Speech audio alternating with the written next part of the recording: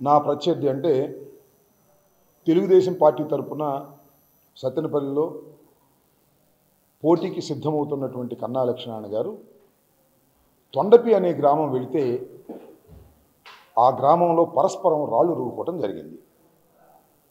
కన్నా లక్ష్మీనారాయణ గారు ఏమన్నారంటే రాళ్ళు నేనే వేయించానని, ఆయన మీద హత్యా ప్రయత్నం కూడా చేయించామని నా మీద బురద జల్లేటటువంటి కార్యక్రమం చేశారు.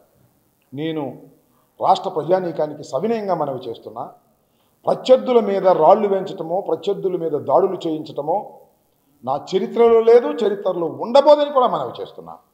రాజకీయాన్ని రాజకీయంగానే ఎదుర్కొనేటటువంటి సత్తా కలిగినటువంటి రాజకీయ పార్టీలో జగన్మోహన్ రెడ్డి గారి చెంతన ఉన్నటువంటి వ్యక్తులని ఈ సందర్భంగా నేను చెప్పదలుచుకున్నాను.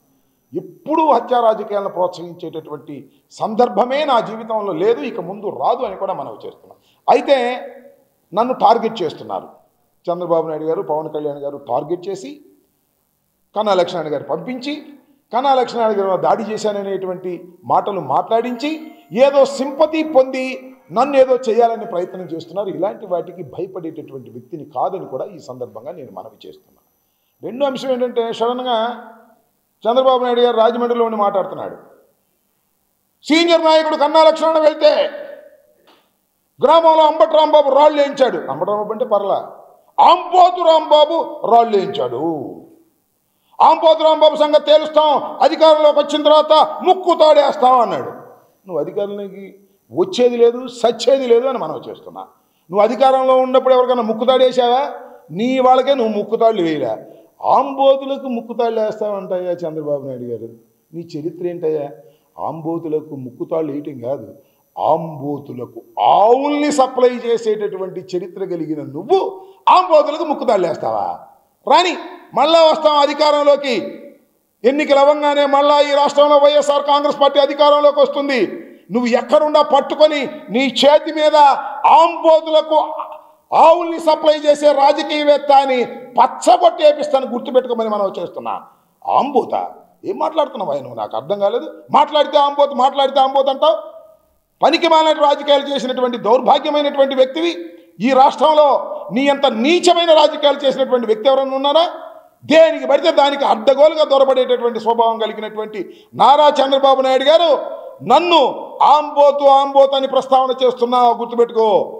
మళ్ళా ఆంబోతు అని ప్రస్తావన చేసినప్పుడల్లా కూడా రాష్ట్ర ప్రజలకు గుర్తు రావలసింది చంద్రబాబు నాయుడు గారు ఆంబోతులకు ఆవుల్ని సప్లై చేసి రాజకీయంగా పెరిగాడనే మాట గుర్తొస్తుందనేది కూడా ఈ సందర్భంగా చెప్పదలుచుకున్నాను.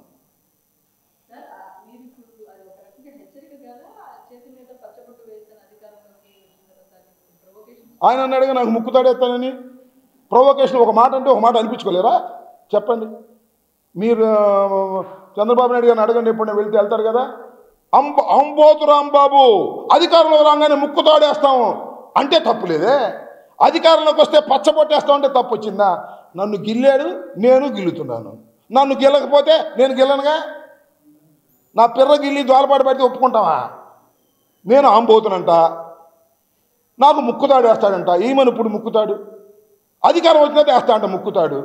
మేము అధికారం వచ్చినా దాన్ని ముక్కుతాడు అయితే మేము పచ్చబొట్టు ఎంతలేమా? మా అధికారం వస్తే అన్న మాటకు సమాధానం తప్ప అది నేను కించపరిచే మాట కాదని మీరందరూ అర్థం చేసుకుంటే మంచిదని చెప్తున్నాను.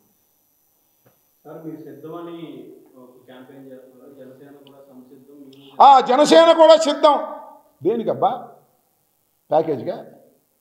లేదా చంద్రబాబు నాయుడు ఒక భుజాన, మన లోకేష్ ఒక భుజాన వేసుకోవడానికి సిద్ధమా? దేనికయ్యా సిద్ధం? జనసేన సోదరులారా, ఓ కొణిదెల పవన్ కళ్యాణ్ గారు, మీరు దేనికి సిద్ధం? ఓడిపోవడానికి సిద్ధమా? ప్యాకేజీకి సిద్ధమా? ఇన్ని ప్రశ్నలు వస్తున్నాయా? మేము సిద్ధం అంటే పోరాటానికి సిద్ధం, ఎన్నికలకు సిద్ధం, 175 మంది సభ్యులతో సిద్ధం, 25 మంది పార్లమెంటు క్యాండిడేట్తో సిద్ధం. అది మా సిద్ధం. మీ సిద్ధం ఏంటి? ఎన్ని సీట్లు వస్తాయో తెలుసా మీకు? అంటే తెలుగుదేశం నుంచి ముష్టేస్తానా, తీసుకుంటారా? దేనికి సిద్ధం? ముష్టికి సిద్ధం. చంద్రబాబు నాయుడు గారి దగ్గర ముష్టికి జనసేన సిద్ధం, ప్యాకేజీకి పవన్ కళ్యాణ్ సిద్ధం. దేనికయ్యా సిద్ధం? మీకు సిగ్గుండాలి సిద్ధం అని చెప్పడానికి. ఇంకా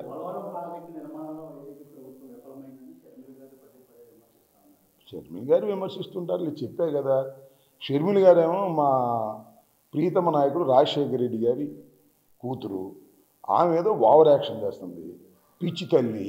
ఓవర్ యాక్షన్ చేసేవాళ్ళకి ఏం సమాధానం చెబుతాం, చెప్పలేము. ఆమెమో తెలంగాణలో పార్టీ పుట్టింది, అక్కడ పుట్టి సంవత్సరం అయినా కాలగర్భంలో గడిచిపోయింది. ఇక్కడ కాలగర్భంలో గడిచిపోయిన పార్టీలోకి వచ్చి ఆమె మాట్లాడుతుంది. ఎట్లా ఉందంటే కాంగ్రెస్ వాళ్ళకి మంచి ఆయుధం దొరికింది, రాజశేఖర గారి కూతురు. కోతి కొబ్బరికాయ దొరికినట్టు అది పెట్టి ఊరేగుతున్నారు. ఏమైంది నాకు అర్థం కాలే. కాంగ్రెస్ ఏం బతికేదా చచ్చేదా? రాజశేఖర రెడ్డి గారిని, రాజశేఖర రెడ్డి గారి కుటుంబాన్ని, ఈ రాష్ట్రాన్ని చీల్చి చెండాడినటువంటి కాంగ్రెస్ పార్టీలో ఆమె బతుకు తెరువు కోసం చేరిందో మరి ఏమో నాకు తెలియదు.